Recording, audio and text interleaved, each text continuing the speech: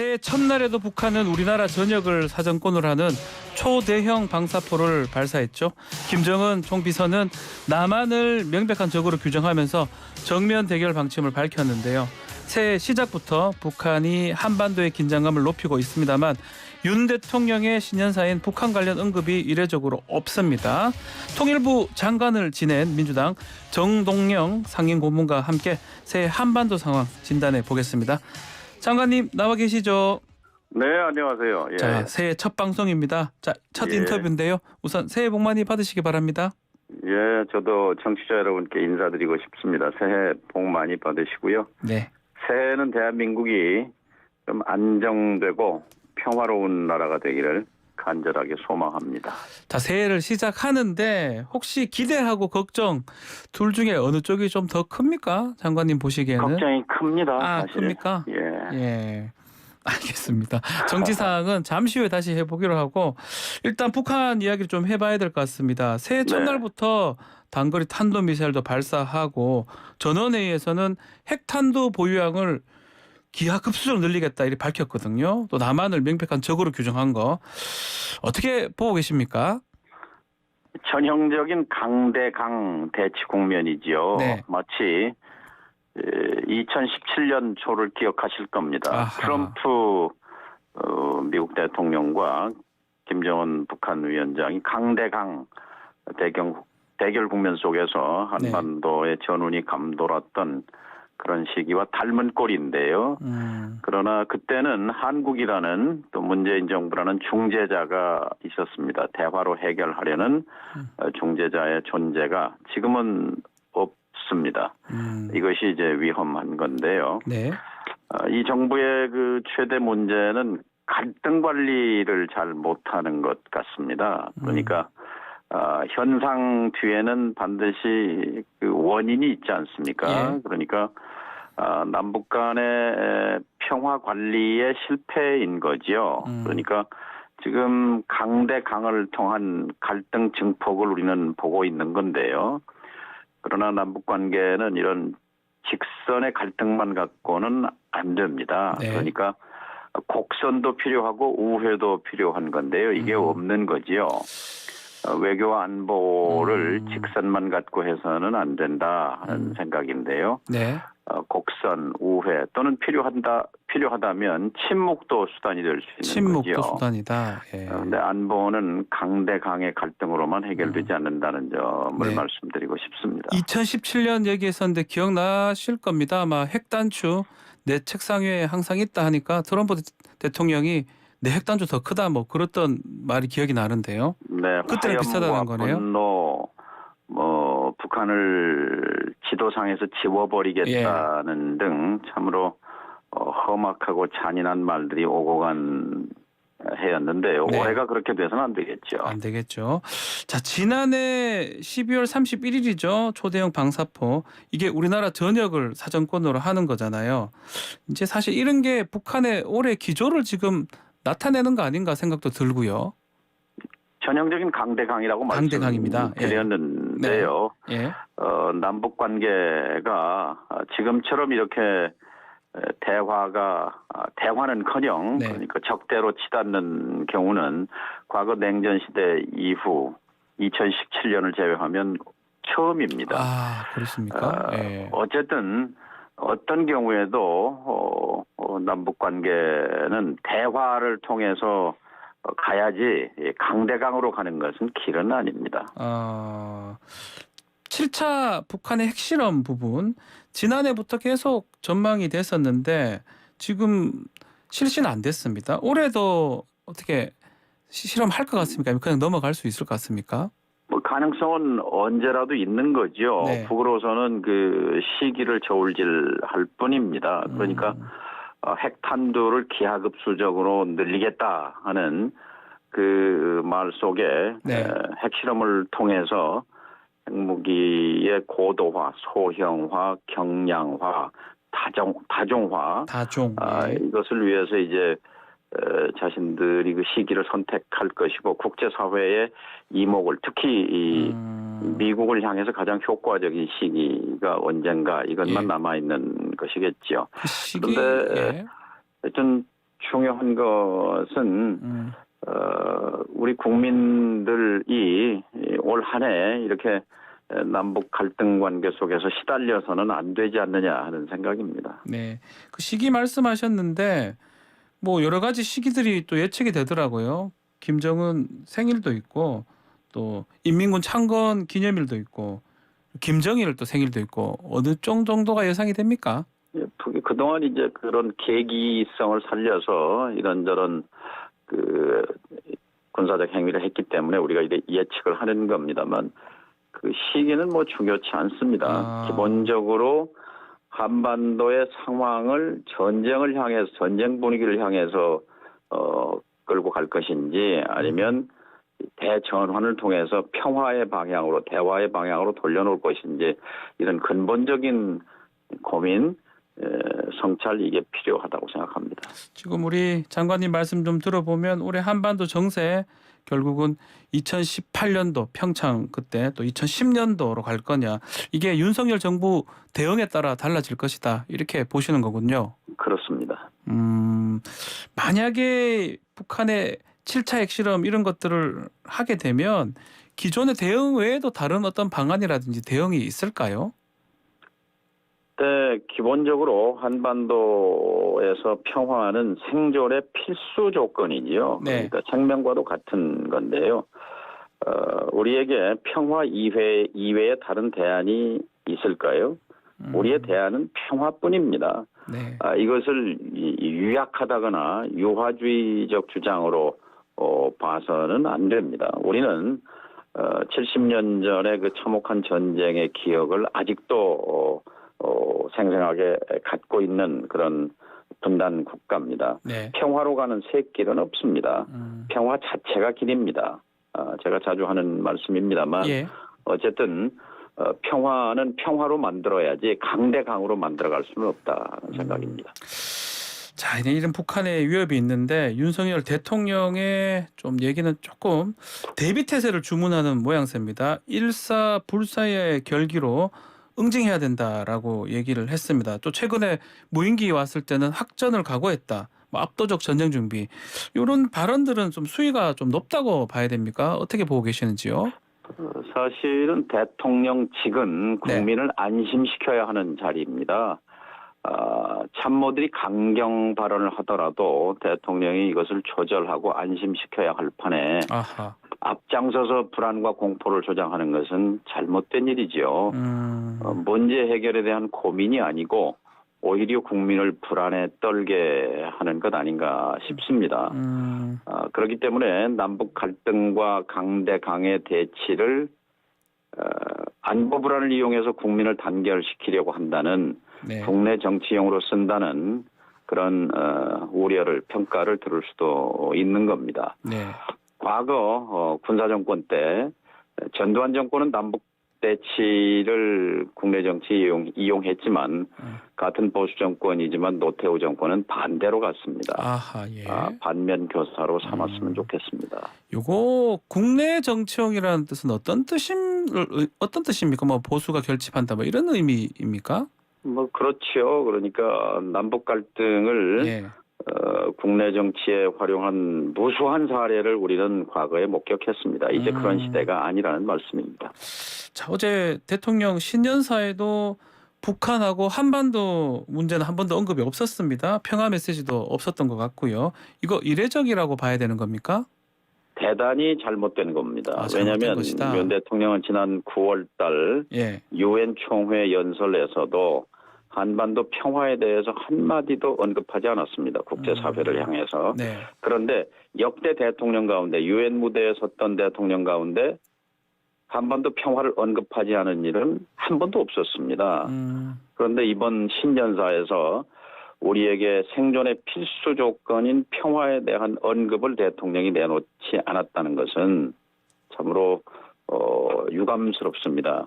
이런 추세라면은 윤 정권 하에서는 네. 한반도 평화가 깨뜨려져도 상관없다 뭐 이런 식인 것 같은데 이건 대단히 위험한 사고 방식입니다. 어떤 메시지를 좀 냈었으면 좋았을까요? 당연히 어떤 경우에도 남북 대화를 포기해서는 안 되는 것이고 북이 대화에 응하지 않는다고 하는 것은 무능에 대한 고백입니다. 그러니까 제대로 된 국가는 전쟁 중에도 외교를 하지 않습니까? 어떻게든 대화를 통해서 해결을 모색해야 하는 것이죠. 그리고 네. 여기서 말씀드리고자 하는 것은 북한의 핵개발 역사가 30년인데요. 네. 이 가운데 북미 대화든 남북 대화든 대화와 협상이 진행 중에는 북쪽의 핵 능력은 핵시설은 멈췄습니다. 그리고 대화가 깨지고 대치 국면, 대결로 가면은 북은 핵 개발로 질주해 왔습니다. 이것이 팩트입니다. 네. 그러니까 지난 대화가 남북 대화, 북미 대화가 동결 상태로 들어간 2020년 이후 지난 2, 3년 동안 북의 핵 능력과 공격 능력은 커진 반면에 네. 우리의 안정과 평화는 흔들리고 있지 않습니까? 이것이 그렇죠. 증명합니다. 방향성에 대해서요. 그러면 지금 북한의 선 비핵화 조치를 기다리는 게 이렇게 지금 현실적으로 가능하지 않다 이렇게 보시는 건가요? 불가능한 얘기죠. 선 불가능한 비핵화는 네. 그것은 우리의 희망사항일 뿐이죠. 그리고 남과 북한과 미국의 관계는 상호적이기 때문에 예. 북한에 대해서 손가락질하고 비난한다고 해서 문제가 해결된다면 얼마든지 말폭탄도 유용하겠지만 네. 그것은 효과가 없는 것이지요. 그러니까 어찌됐건 간에 외교를 작동해야 하는 것이고 네. 대화를 모색해야 하는 것이죠. 그것은 지금까지 불과 한 7, 8개월 정권이 새로 출범한 이후에 왜 이렇게 남북의 갈등과 대치가 심해졌는가 하는 것에 대한 성찰, 평가를 좀 해봐야 할 일입니다. 그래야 올 한 해 2023년이 안정되고 평화의 방향으로 갈 수 있지 않을까 생각합니다. 근본적인 성찰이 필요합니다. 근본적인 성찰이 필요할 것이다. 혹시나 뭐 국지전이나 이런 것도 일어날 수 있을까요? 상상하기 싫은 시나리오죠. 네. 예. 우리에게 평화가 깨지면 그건 재앙입니다. 그것은 대한민국이 어떻게 일군 나라인데 여기서 평화가 깨지는 것을 그렇게 쉽게 예단하고 말할 수 있겠습니까? 알겠습니다. 자, 국내 정치 상황도 한번 살펴보겠습니다. 자, 민주 얘기인데요. 특히 이재명 대표 소환 조사가 임박했는데 이 이른바 이재명 대표의 그 리스크, 사법 리스크 위기 넘을 수 있겠습니까? 어떻게 보십니까? 언론에서 사법 리스크라고 하는데요. 네. 이것은 잘못된 용어라고 생각합니다. 검찰 리스크가 맞는 거죠. 검찰 리스크다. 사법 예. 리스크라고 하는 것은 하나의 프레임, 틀인데요. 일단 유죄를 단정하고 들어가는 거죠. 예. 한 여론조사에 보면은 이 대표를 검찰에 소환한 것에 정치적 의도가 있느냐 없느냐에 대한 응답이 국민들이 63%가 있다고 응답했습니다. 그러니까 사실 지금 검찰이 성남 축구단 문제를 가지고 소환을 했는데요. 이미 몇 년 전에 경찰이 혐의 없다고 무혐의 종결한 것을 검찰이 다시 끄집어내서 수사한 것 자체가 정치적 의도 아니고 뭐겠습니까? 이것은 공정도 아니고 상식도 아니죠. 네. 왜 요새는 이 정부가 공정과 상식을 말하지 않는가 싶습니다. 이재명 대표도 지금 새해 첫날 신년 인사에서 현 정국을 폭력적이고 일방적 지배가 난무한 시대다 이렇게 규정을 했던데요. 비슷한 입장이신 겁니까?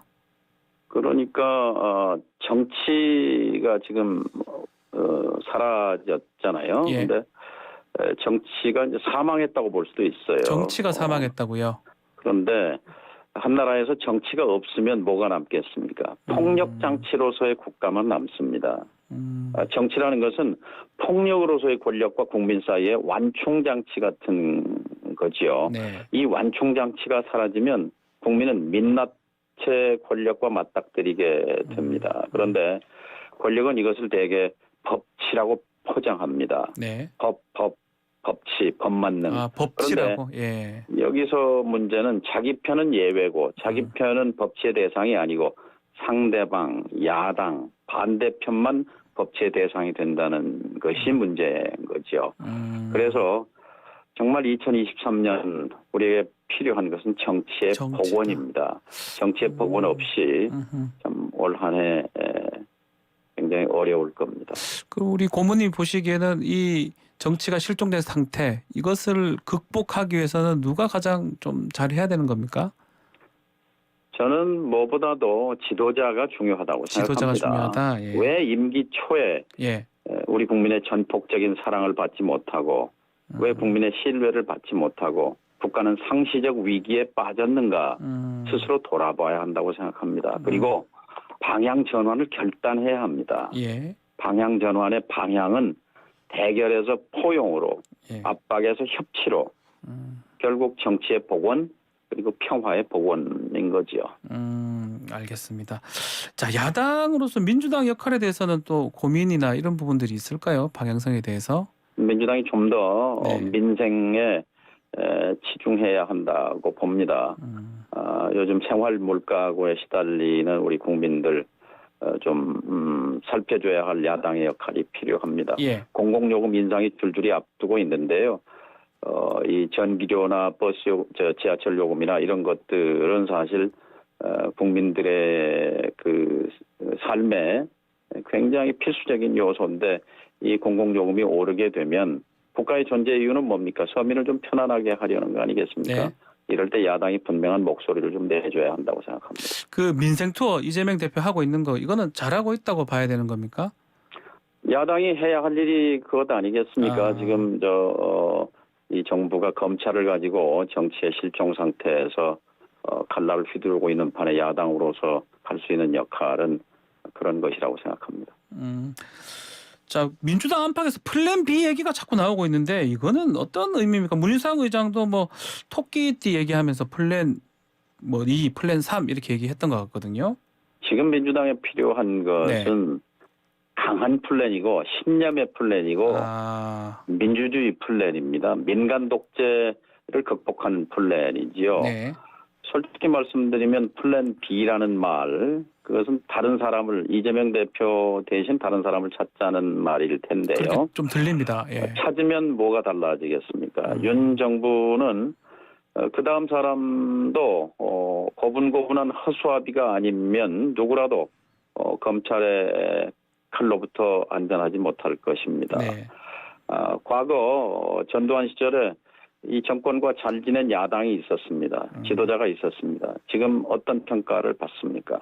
지금 필요한 것은 지금 검찰을 가지고 정치를 사망시킨 이런 국면과 맞서서 싸우는 민주당의 강한 플랜이 필요한 시점이라고 생각합니다. 예전에 우리 천신정이라고 뭐 표현 많이 했었잖아요. 그런 개혁 그룹은 지금 보이지 않는다 이런 지적도 있긴 하더라고요. 민주당이 숫자는 지금 지난 수십 년 내 최다 막강한 야당인데요. 의회에서요. 예. 이 정권에 대한 견제와 균형을 이뤄내는 데는 너무 무력한 것 같습니다. 이 점에 대해서 민주당도 반성이 필요합니다. 네, 알겠습니다. 자, 끝으로 올해 4월 달에 전주 을에서 보궐선거를 열리는데 이게 무공천을 결정했어요. 민주당은. 아마 좀 우리 의원님이 좀 또 우리 장관님이 좀 거론됐던 지역구가 아닌가 싶기도 하고요. 전주에 공천하지 않기로 한 것은 민주당의 양심선언이라고 생각합니다. 정당이든 정치든 양심과 부끄러움이 있어야지요. 예. 약속했던 것을 지키는 것이 최소한의 양심입니다. 전주에 공천을 하지 않기로 했다는 것은 민주당이 지금 부끄럽다고 말하고 있는 것이라고 생각합니다. 잘했다 이렇게 보시는 겁니까? 잘한 거죠. 아쉽기도 하신 건 아닙니까? 그렇지 않습니다. 알겠습니다. 자, 오늘 말씀 여기서 마무리할 텐데 예. 좀 전에 언급했던 여론조사는 저희가 잠시 후에 찾아서 좀 고지를 하도록 하겠습니다. 예. 자, 새해 복 많이 받으시고요.